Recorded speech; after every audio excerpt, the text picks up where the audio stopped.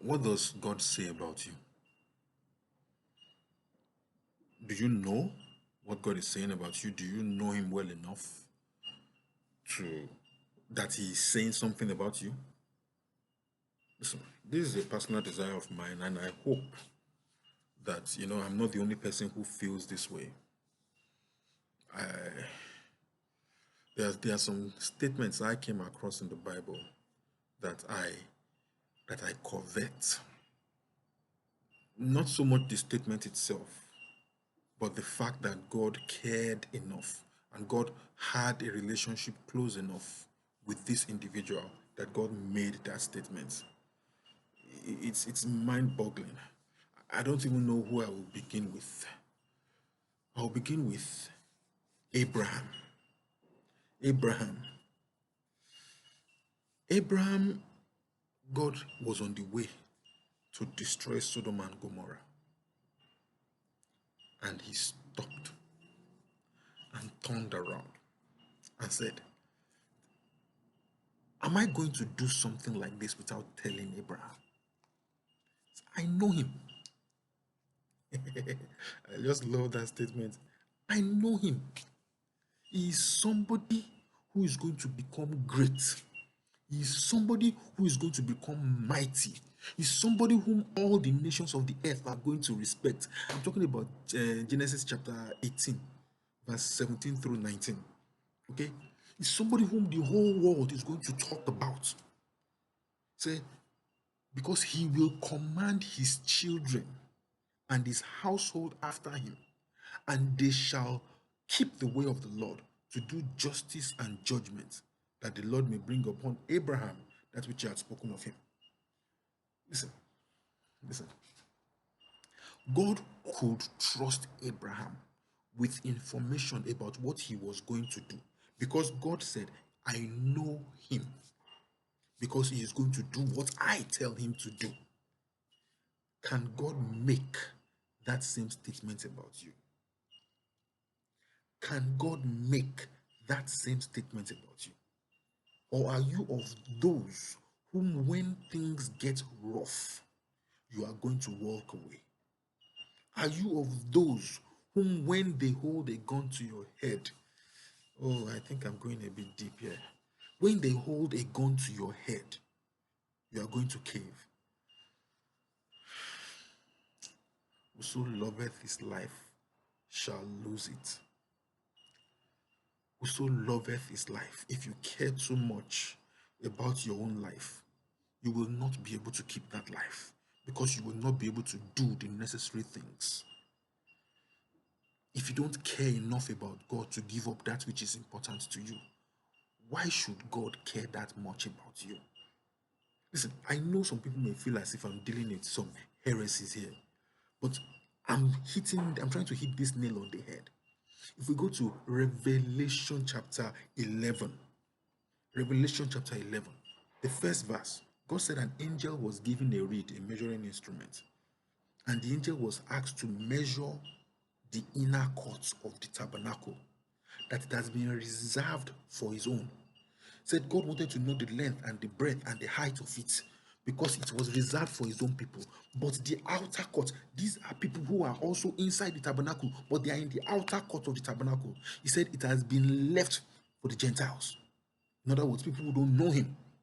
You have to understand, there is a special place in God's heart for people who are interested in God's ways. God measures everything that concerns them. Not a drop of their blood falls to the ground without God's knowledge or say so. He says, precious in the sight of the Lord is the death of his saints, the death of blood. Okay, so pay attention very well. God measures everything that pertains to you as a child of God. But there are other people who say they are inside the tabernacle, but they are not in the inner court. They're not in the inner court. For those people, there is what theologians called common grace. Grace that everybody enjoys. You sleep at night, you wake up in the morning, you're hungry, you have food to eat, the sun rises, the rain falls, the grass grows, everybody enjoys that. But there is a grace that comes from being in the presence of God. Do you have that relationship with God where God measures everything that pertains unto you. What is God saying about you? I'm going to Moses right now. Oh my goodness, there was a part of the Bible, I think it's a Numbers. Hold on a sec. Numbers. Numbers chapter 40. I think it's Numbers 40. Numbers 14. Yes, forgive me. Numbers 14. Numbers 14, where God asked, where Joshua and Caleb went with the Israelites to the other spies to spy Canaan, and they came back. And some people were saying, good, good. The places, Joshua and Caleb were saying it's good. And the other guys were saying, no, these guys are giants, they'll kill us. Listen, God was so angry about their doubt. Immediately, he came down. The cloud descended upon the tabernacle. God wanted to destroy the people on the spot. Moses poured himself down before God. You can't destroy them. You've promised to take them to the promised land. You can't destroy them. You can't. And he made God, okay. But these guys are going to die. Their children will enter. This other time, these guys were going to stone Joshua, Caleb, and Moses to death because they wanted them to do what God asked them to do. But these guys didn't want to do it and they were ready to kill them. Are you going to defend people who are trying to destroy you? Are you? There was this other time where they challenged Moses' authority.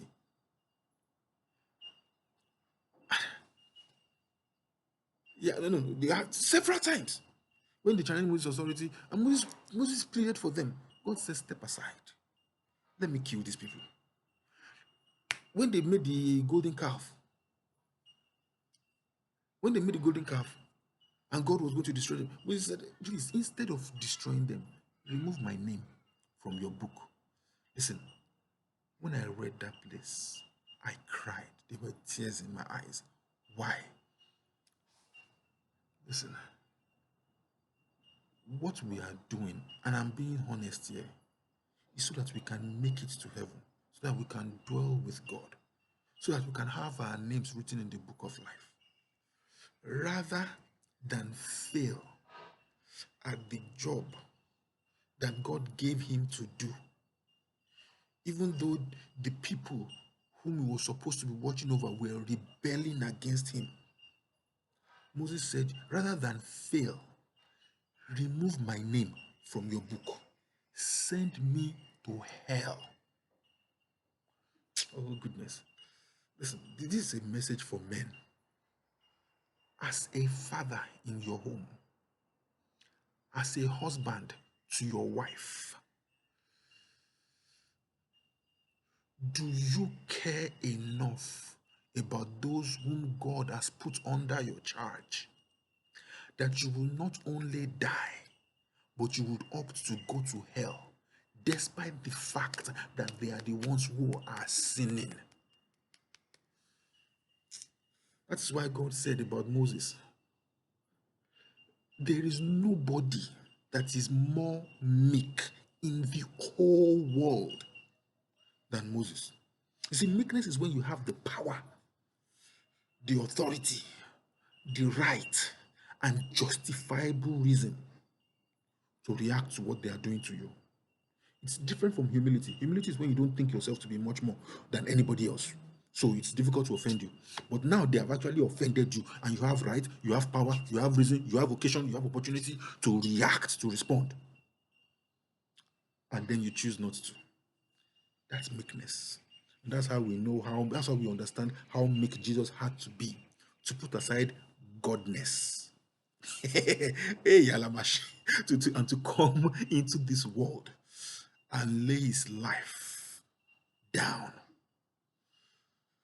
And the angels were on standby. And he said, I could call the angels, but no, I lay my life down. I have the power to lay it down, and I have the power to take it up. He didn't have to endure what he endured, but he did for you. And Jesus said, and God said about Moses, there's nobody more meek than this guy. About Abraham, This guy is my friend. I know that I can tell him secret things and he will keep it. I know that the job I've given him to do, he will do it. And because of that, he will become great. What is God saying about you? David, God said, this is a man after my own heart. This is a man after my own heart. Little boy David, 17 years old, steps in front of Goliath when the entire army of Israel had been afraid for 40 days. And he takes out the giant that everybody was afraid of. Who else is out there? Job, when Satan stood before God. Where have you been? Where are you coming from? I'm coming from all over the world. Okay. Have you seen my servant Job? How there is nobody like him in the entire world. He is a perfect and upright man, and he fears God and eschews evil. Can God make that statement about you? What is God saying about you? I'm asking you as a child of God, if indeed you are a child of God, do you have that kind of relationship where God can say of a shorty that I know this guy, he would rather die than fail at what I asked him to do? I know this woman, she would do whatever it takes to not leave the place where I told them to be. We are so preserved, we are so concerned about me, what happens to me. If you love your life, you lose it. But if you sacrifice, if you are ready to give up that same life, for me, you will gain the life. So I challenge you today, as we enter into phase 2 of lockdown, spend time with God. Find out what God is saying about you. Does God think, like the Bible says about Nabal, that you are a foolish person? You know? What does God think about you? Why don't you set your life right? Spend some time in the presence of God. Pray. Understand how He thinks. Live your life for Him. So that if ever God does open His mouth and make a statement about you, like He said about Jesus, this is my beloved Son in whom I am well pleased. This is my beloved Son. Listen to Him. Moses, Abraham, Job, David, all these wonderful guys. Daniel said, oh, Daniel, thou beloved of the Lord. Angels in heaven were fighting so that that message had to get to Daniel. And must have been a powerful message. It was. Well, listen, thank you for paying attention. Thank you for watching this video.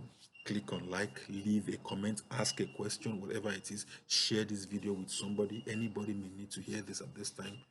While we are in quiet, this is the time for us to draw closer to God. This is the time we need to know. Subscribe, click on notification, whatever, Above all, spend time with God. Know this God. Live for Him. God bless you. Have a wonderful day.